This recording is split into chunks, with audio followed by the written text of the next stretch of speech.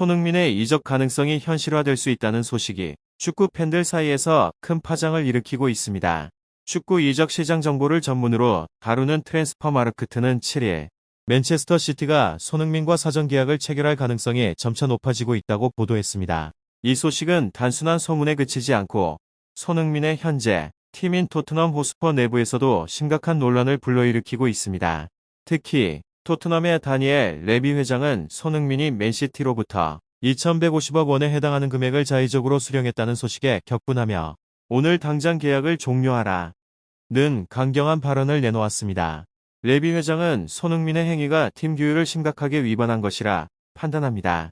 손흥민이 리버풀과의 중요한 준결승전 출전 자격을 박탈당할 것임을 확정했습니다.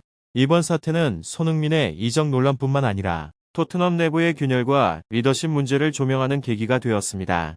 팬들과 전문가들 사이에서는 손흥민이 팀을 떠날 준비를 이미 끝낸 것이 아니냐는 의구심이 제기되고 있습니다. 한편 맨시티 측에서 손흥민 영입에 대해 적극적인 태도를 보이고 있다는 보도도 이어지면서 이적 가능성은 한층 더 높아지는 분위기입니다. 이어지는 영상에서는 손흥민의 이적 논란과 관련된 구체적인 상황, 맨시티의 입장, 그리고 토트넘 내부의 반응에 대해 자세히 알아보겠습니다. 손흥민의 행보가 잉글랜드 프리미어 리그는 물론 아시아 축구의 역사에 어떤 영향을 미칠지 주목할 필요가 있습니다. 손흥민의 이적 가능성이 다시 한번 축구계에 뜨거운 화제가 되고 있습니다. 현재 토트넘 호스퍼와의 계약은 2025년 6월에 만료될 예정이며 토트넘은 1년 연장 옵션을 보유하고 있습니다. 하지만 새로운 계약 논의는 아직 시작되지 않았습니다. 손흥민은 현재 32세로 프리미어 리그에서의 선수 생활을 마무리할 가능성을 염두에 두고 있습니다. 그는 토트넘에서 총 431경기에 출전해 169골과 90개의 어시스트를 기록하며 클럽 역사에 남을 활약을 펼쳤습니다. 하지만 최근 여러 구단이 손흥민 영입에 관심을 보이며 그의 미래가 불확실한 상황입니다. 영국는 바르셀로나가 손흥민을 영입 대상으로 삼고 있다고 보도했습니다. 바르셀로나는 현재 재정적 어려움을 겪고 있지만 손흥민의 계약 만료 시점에 맞춰 기회를 탐색하고 있는 것으로 알려졌습니다. 바르셀로나의 한 관계자는 손흥민이 가진 상업적 가치와 경기력을 고려할 때 그를 영입하는 것은 클럽의 미래를 위한 중요한 선택이 될 것이라고 강조했습니다. 손흥민은 아시아 전역에서 엄청난 팬층을 보유하고 있습니다. 이는 바르셀로나의 글로벌 브랜드 가치와 수익을 크게 높일 수 있는 요소로 평가됩니다. 특히 손흥민의 영입은 아시아 시장에서 바르셀로나의 입지를 강화하는 데 중요한 역할을 할 수 있습니다. 바르셀로나는 이미 재정적 문제를 겪고 있지만 손흥민을 통해 새로운 상업적 기회를 창출하려는 전략을 구상하고 있습니다. 한편 바르셀로나의 디렉터인 데코가 손흥민 측과 직접 접촉해 협상을 진행 중이라는 소식도 전해졌습니다. 데코는 손흥민을 영입하는 것은 팀의 질적 성장을 이끌고 최소한의 비용으로 최대한의 효과를 볼 수 있는 선택이라고 말했습니다. 이는 손흥민에게도 새로운 도전과 더불어 유럽 최상위 리그에서의 새로운 경험을 쌓을 수 있는 기회를 제공한다는 점에서 양측 모두에게 이익이 되는 거래가 될 것으로 보입니다. 하지만 바르셀로나만이 손흥민 영입을 원하고 있는 것은 아닙니다. 맨체스터 시티 역시 손흥민 영입전에 뛰어들며 상황은 더욱 복잡해지고 있습니다. 최근 한 언론은 손흥민이 맨시티로부터 약 210억 원에 해당하는 금액을 받은 것으로 보도했습니다. 더 큰 논란은 손흥민이 이러한 거래를 토트넘의 다니엘 레비 회장에게 알리지 않았다는 점입니다. 이 소식은 토트넘 내부에서 큰 충격을 주었으며 레비 회장은 손흥민의 이 행동을 팀의 규율과 원칙을 심각하게 훼손한 행위로 간주하며 강력히 비난했습니다. 레비 회장은 손흥민이 자의적으로 맨시티와 접촉하고 금전적인 거래를 진행한 것은 팀 전체에 대한 배신 행위입니다. 이는 용납할 수 없는 일이며 손흥민은 더 이상 토트넘의 가치를 대표할 수 없습니다라고 말했습니다. 또한 그는 손흥민의 이탈 가능성이 팀에 미칠 부정적인 영향을 우려합니다. 이 문제를 해결하기 위해 강력한 조치를 취할 것을 약속했습니다. 토트넘 호스퍼의 한 선수에 따르면 다니엘 레비 회장이 손흥민 선수의 카라바오 컵 4강 리버풀전 출전을 금지하라는 요청을 했다는 소문이 돌고 있습니다. 하지만 이는 확인되지 않은 정보이며 팬들은 이에 대해 지나치게 걱정할 필요는 없습니다.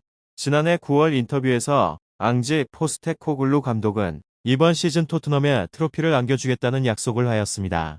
토트넘이 2008년 이후 이어진 우승 갈증을 해소하려면 이번 카라바오 컵 준결승 1차전에서 리버풀을 상대로 더 나은 경기력을 보여야 할 것입니다.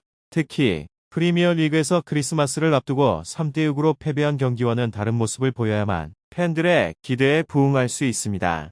현재 토트넘은 프리미어 리그에서 12위에 머물러 있으며 유로파리그 우승 가능성도 쉽지 않은 상황입니다. FA컵은 이제 3라운드를 앞두고 시작 단계에 있기 때문에 이번 시즌 토트넘이 가장 우승 가능성이 높은 대회는 카라바오 컵입니다. 토트넘은 이번 준결승에서 리버풀을 이긴다면 결승에서 뉴캐슬이나 아스널 중 한 팀과 맞붙게 될 가능성이 높습니다. 특히 준결승 1차전이 홈구장에서 열리기 때문에 좋은 결과를 만들어야 2차전에서 부담을 줄일 수 있습니다. 현재 전문가들의 예상은 리버풀에게 유리하게 기울어져 있습니다. 리버풀은 프리미어리그 선두에 올라 있습니다. 카라바오 컵 디펜딩 챔피언으로서 강력한 모습을 보여주고 있기 때문입니다. 하지만 토트넘은 최소한 홈에서 패배를 피하며 희망을 이어가야 합니다. 그래야 결승 진출이라는 목표를 달성할 수 있을 것입니다. 토트넘은 FA컵 경기에서 하머스를 상대로 승리하며 기세를 올릴 것으로 기대됩니다. 이런 자신감을 바탕으로 리버풀과의 경기에서 긍정적인 결과를 만들어야 할 것입니다. 또한 이번 경기의 결과는 다음 주 예정된 북런던 더비에서도 영향을 미칠 가능성이 높기 때문에 선수단은 각오를 다져야 합니다. 토트넘은 이번 시즌 준결승에 진출하며 지난 두 시즌보다 나은 성과를 거두었습니다. 토트넘은 지난 두 시즌 동안 카라바오 컵 2라운드와 3라운드에서 탈락하는 아쉬운 결과를 기록한 바 있습니다. 하지만 이번 시즌에는 맨체스터 유나이티드와 맨체스터 시티라는 강팀을 차례로 꺾으며 준결승에 도달하였습니다. 특히 지난 라운드에서 맨유를 상대로 4대3으로 승리한 경기는 팬들에게 큰 감동을 안겨주었습니다. 이제 토트넘은 클럽 역사상 5번째 카라바오 컵 우승까지 단 3경기만을 남겨두고 있습니다. 그러나 준결승에서 마주하게 될 리버풀은 만만치 않은 상대입니다. 리버풀은 현재 프리미어리그 선두에 올라 있으며 카라바오 컵의 디펜딩 챔피언으로 자리하고 있습니다. 리버풀은 지난 몇 년간 이 대회를 지배하며 2022년과 2024년 첼시를 상대로 우승을 차지한 바 있습니다. 이로써 리버풀은 카라바오 컵에서 10번의 우승을 기록하며 최다 우승팀으로 자리 잡았습니다. 리버풀이 이번 준결승을 통과하려면 런던 팀들 즉 토트넘과 아스널을 차례로 꺾어야 할 가능성이 높습니다. 리버풀의 결승 상대는 아스널 혹은 뉴캐슬이 될 가능성이 큰 상황입니다. 하지만 리버풀이 가진 전력과 경험을 고려했을 때 많은 전문가들은 리버풀이 우세하다고 평가하고 있습니다. 토트넘은 이러한 어려운 상황 속에서도 자신감을 잃지 말아야 합니다. 특히 이번 시즌 토트넘의 공격을 이끄는 손흥민 선수와 제임스 매디슨 선수의 활약이 중요할 것입니다.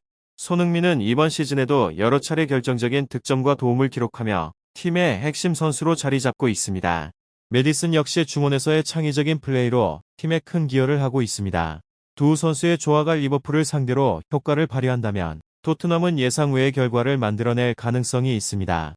이번 경기는 토트넘의 수비 조직력도 중요한 시험대가 될 것입니다.